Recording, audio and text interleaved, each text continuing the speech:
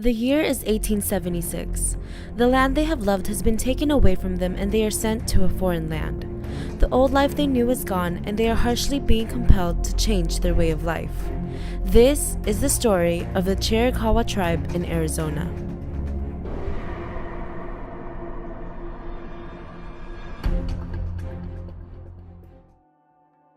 During the late 1800s, the American government shut the Chiricahua out of their home in the mountains of Arizona and removed them to reservations hundreds of miles away. In these reservations, the people in the Chiricahua tribe were subject to the conflict of discrimination and brutal treatment. Amidst these events, Apache rebel leaders such as Geronimo arose. However, after many years of conflict, Geronimo would give in to American forces. Geronimo's eventual yet reluctant compromise with the demands of the racially charged U.S. government led to the tribe's removal and attempted cultural decimation. The culmination of the U.S.-Mexican War in 1848 and the American victory led to an influx of settlers in the West. Through the Treaty of Guadalupe Hidalgo, the white settlers gained territories in California, New Mexico, and Arizona. In these new lands, they had to coexist with the native Apaches in this area, the Chiricahua tribe. Racial tensions rose as the U.S. government sought to establish their dominance among these lands. The Indian Removal Act of 1830, the Homestead Act of 1862, and the Dawes Act of 1887 all led to a rise in the U.S. government's power over the Apaches and the desire for Western expansion among American settlers. Lieutenant Gatewood, an officer for the U.S. government, spoke on the terrible treatment of Chiricahua Apache by white settlers. White farmers near the reservations tilled the soil, chopped and hauled their wood, cooked their food, and so on, largely at the expense of the Indians. All this was done openly so that the latter knew it well. In response to these actions by the U.S. government, the Apaches, who were naturally good raiders, turned to raiding as a means of fighting back. These conflicting racial relations kept escalating until war broke out between sides. Chief Cochise, enraged by the murder of several people of his tribe, started a campaign that lasted from 1863 to 1872, ending in defeat for the Chiricahua people. However, the fire for vengeance was still apparent in the Apaches. Rising from this fire was the beginning of a fearless warrior's quest for vengeance. His name was Geronimo. Geronimo was born June 1829 in Odoyon Canyon, Arizona. Haunted by the wrongdoings of American troops against his people, he quickly grew into a fearless war leader. He was a great resistor. He was a great leader. A lot of people don't know that he actually was not a chief. He was a war leader and a warrior, but people often call him a chief, but he wasn't. But at any rate, in point of fact, he had as much respect and as much power in certain ways because his skill at raiding and in battle were such that people followed him. Still unforgiving from their previous defeat, Geronimo restarted the fight for their homeland once more in 1881. For 5 years, he waged war against American generals Nelson Miles and Henry Lawton. Eventually, he was captured in the Arizona-New Mexico border. He surrendered when news came that the Chiricahua tribe was being relocated to Florida reservations, leading to the notion that his efforts to save his homeland were futile, and thus he needed to compromise with government demands. Because Geronimo was incarcerated by the U.S. government on more than one occasion, the U.S. government could never bring themselves to execute him as his capture became a personal vendetta for many of those chasing him. In his surrender, Geronimo crafted a speech defending his actions.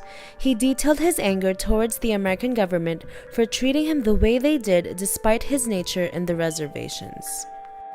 They were doing well, and my people well. I was behaving well. I hadn't killed a horse or man, American or Indian. I don't know what was the matter with the people in charge of us. They knew this to be so, and yet they said I was a bad man and the worst man there. But what harm had I done? Despite the anger he felt, Geronimo knew it would serve no purpose to continue the conflict. In the end, he decided to seek a compromise between the American government and the Chiricahua tribes by committing to the reservation life. From here on, I want to live at peace. Don't believe any bad talk you hear about me. The agents and the interpreter hear that somebody has done wrong, and they blame it all on me. Don't believe what they say. I don't want any of this bad talk in the future. Following Geronimo's surrender in 1886, the Chiricahua tribe were relocated to Fort Marion in Florida.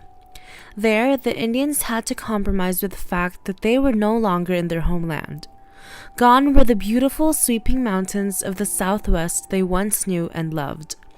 In its place were the cramped, unsanitary living conditions at the Fort Marion Reservation. Fort Marion is entirely inadequate to contain with safety and convenience of the 447 prisoners now within its walls. Most of the tents are crowded with occupants. In this reservation, the U.S. government tried to Americanize the tribe, especially focusing on Apache children.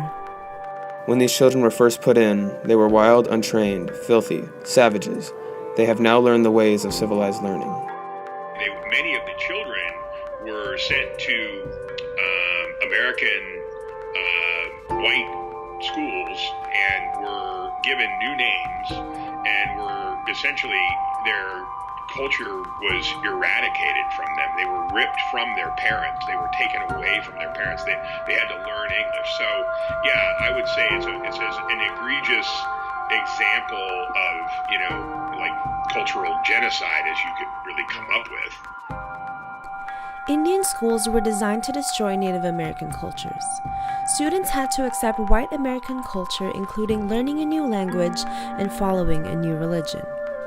Upon the Chiricahua's arrival at Fort Marion, 11 Apache children were ripped from their families and put into a boarding school 854 miles away at the Carlisle Indian Industrial School in Carlisle, Pennsylvania. There, Native American children were forced to cut their hair, put on uniforms, learn English, and adhere to strict military protocols. The legacy of the racially charged conflicts between the U.S. government and Geronimo bleed throughout the ongoing history of the Chiricahua Apaches. The resulting compromise between Geronimo and the U.S. government to finally give up his life of violence and commit to life in the reservations shows how the U.S. government forced the Chiricahua tribe to give up their freedom so that westward expansion could continue. After 1887, the U.S. government dispersed the Apache prisoners from Florida to various reservations across the country, never to return to their native homeland. The Chiricahua people have gone through some of the most tragic times any Indian nation could go through. Spending 27 years as prisoners of war. I believe that a lot of the language, a lot of the traditions, the culture was lost. Today, the tribe's people themselves have lost aspects of their way of life due to the systemized indoctrination of American teachings.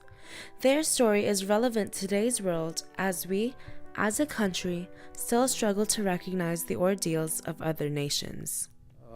Even today, I believe that it affects the generation that we live in today, the change that has taken place over the years. I look at our young people and sometimes I wonder if they look like lost souls because the old people aren't here. The tradition, the culture, the prayers, the songs are not there. And so that creates a big change. The Chiricahua tribe do their best to live their daily lives, which include maintaining the values of the old. Despite this fact, there is no denying the impact of the compromise between Geronimo and the U.S. government on the Apache's culture. Generations worth of tradition, language, identity, and human connections were lost through the loss of their homeland and the Americanization of their people. Losing one's home extends past the geographical location as their way of life is tied to the Chiricahua Mountains.